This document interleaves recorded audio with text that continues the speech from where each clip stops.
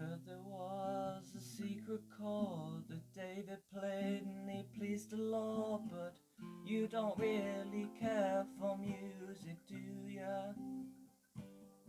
Well, it goes like this: the fourth, the fifth, the minor fall, and the major lift. The baffled king composing hallelujah, hallelujah, hallelujah, hallelujah, hallelujah.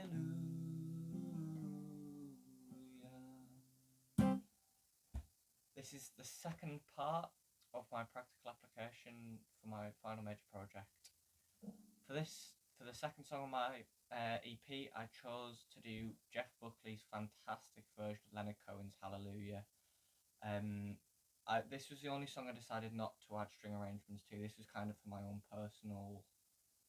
It was also for my own personal doing, and also it helped me learn Logic with layers of reverbs and all sorts like that.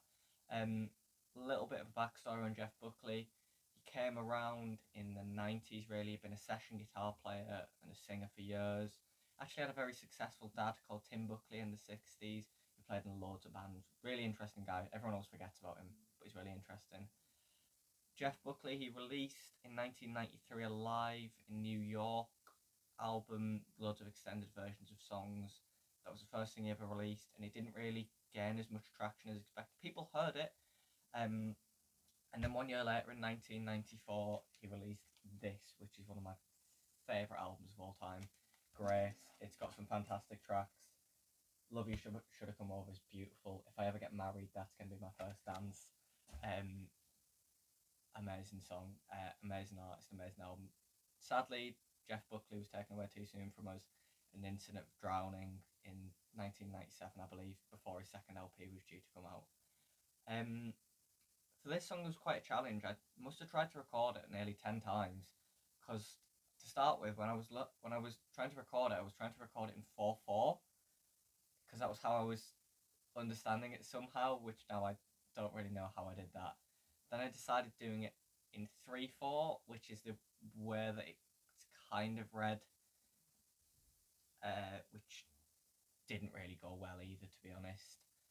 I then decided to go with a rather unorthodox approach, which was don't use a metronome and try and do it all live, which is the way that actually Jeff Buckley recorded it himself, and it went fantastically. That was the take that I used eventually on the EP. As for the actual recording itself, the vocals weren't too hard. He has a kind of compressed vocal because he goes from a lot of his head voice and his chest voice. Quite a lot of reverb on those. But for the guitar, he was using a Fender Telecaster, which I borrowed a fellow student of mine's Fender Telecaster to do this with. And I believe, after watching a video by Paul Davids, whose YouTube, I will link that on my website, he used 3 reverbs. He had one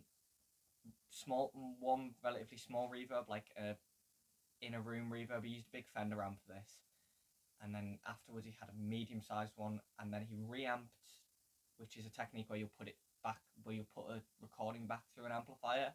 He did it in a church, which is why you have this massive wash of reverb. The first time I tried doing that, I did it wrong, and then I later found out that he used the reverb in stereo, which when you use a really good pair of headphones or a big pair of speakers, you can really, really hear that difference.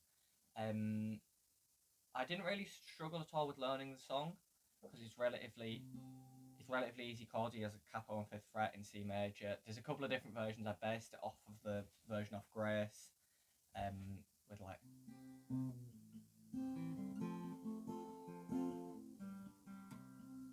The only thing I struggled with is I'm not really a finger picking player, which he did a lot of. I quickly kind of learned how to do that just by practicing. I ended up just using 2 tracks for this. I had a guitar track and I had a vocal track, which created this massive sound. As I said, there was no string arrangements, but it really, really helped me understand reverbs and compression for Logic, which I would then use so much more efficiently later on. Thank you. I'll see you in the next part.